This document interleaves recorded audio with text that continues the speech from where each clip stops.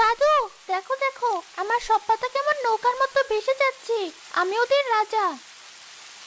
সাবধানে খেলিস দিদি ভাই, বৃষ্টিতে বেশি ভিজলে জ্বর আসবে।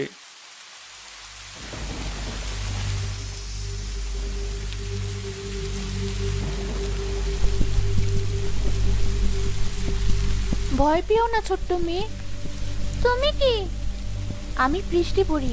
আমি মেঘের কান্নায় প্রকৃতির দীর্ঘশ্বাস নিয়ে পৃথিবীতে আসি। মেঘের কান্না? প্রকৃতি কেন কাঁদছে? এই গ্রামের মানুষের লোভ আর অহংকারের ভারে তাদের পাথরের মতো মন প্রকৃতি আর সইতে পারছে না। মাটি তার উর্বরতা হারাচ্ছে, বাতাস ভারী হয়ে আসছে, তাই প্রকৃতি তার সব কষ্ট ধুয়ে ফেলতে চায়। তার মানে কি? তার মানে খুব শীঘ্রই এই রূপনগর এক ভয়াবহ বন্যার সম্মুখীন হবে। নদীর পানি ফুঁসে উঠে সবকিছু ভাসিয়ে নিয়ে যাবে। মানুষের বড় বড় দালান, তাদের জমানো ধন সম্পদ, তাদের অহংকার, কিছুই টিকবে না। তাহলে আমরা কি করব? আমাদের তো কোনো দালানও নেই। আমাদের ছোট্ট ঘরটাও কি ডুবে যাবে? ভয় পেও না। তুমি তোমার দাদুকে গিয়ে আমার কথা বলবে। তাকে বলবে গ্রামের সবচেয়ে উঁচু যে জায়গাটা আছে তার চূড়ায় যেন সে বিশাল এক কাঠের ঘর বানায়। এমন এক ঘর যা দেখতে হবে বড় নৌকার মতো, যা পানিতে ভাসতে পারে। তাকে বলো একটুও যেন সময় নষ্ট না করে। প্রকৃতির হাতে সময় খুব কম। আমার কথা কি দাদু বিশ্বাস করবে? তার মন পরিষ্কার, সে ঠিকই সৃষ্টিকর্তার ইশারা বুঝতে পারবে। এখন যাও।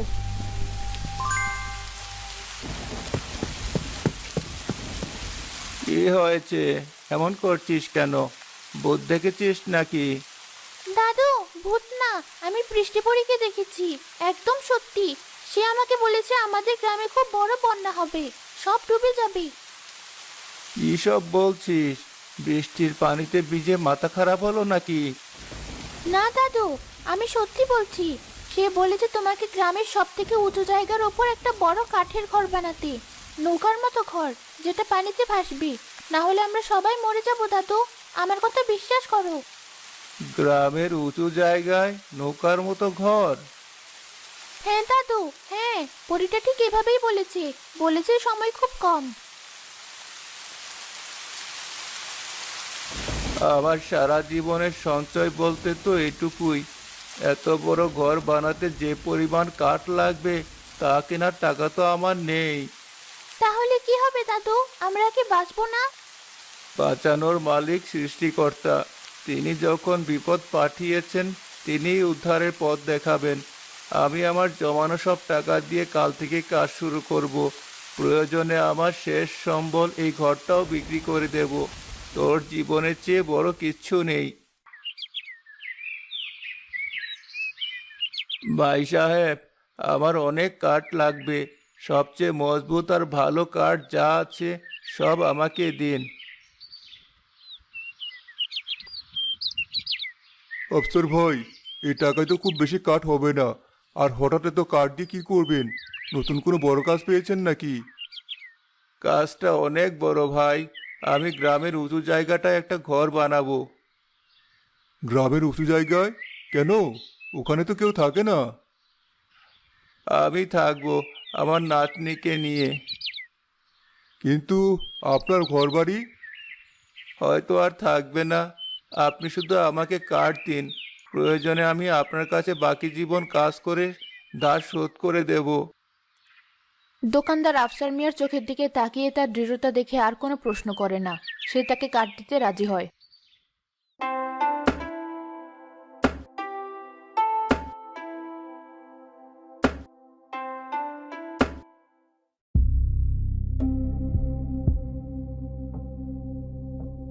হ্যাঁ হ্যাঁ হ্যাঁ, এই যে সবাই দেখে যাও, রূপনগরের নতুন আশ্চর্য।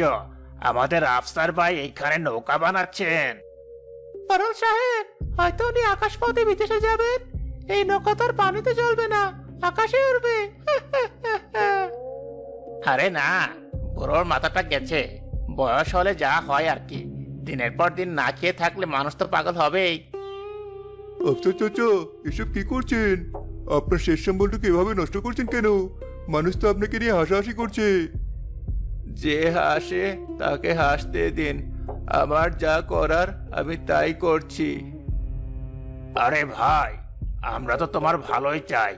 এই পাগলামি করে কি লাভ? যদি বন্যা আসেও আমার দালানের ছাদ তো আছে। তোমার মতো দু একজন গরিবকে আশ্রয় দেওয়ার মতো জায়গা আমার হবে। এসো আমার সাথে চলো, এসব ভেঙে ফেলো। আপনার দালান আপনার জন্য ভালো হোক মোড়ল সাহেব। আমি আমার সৃষ্টিকর্তার উপর ভরসা করে এই কাজ করছি। তিনি আমার রক্ষাকর্তা।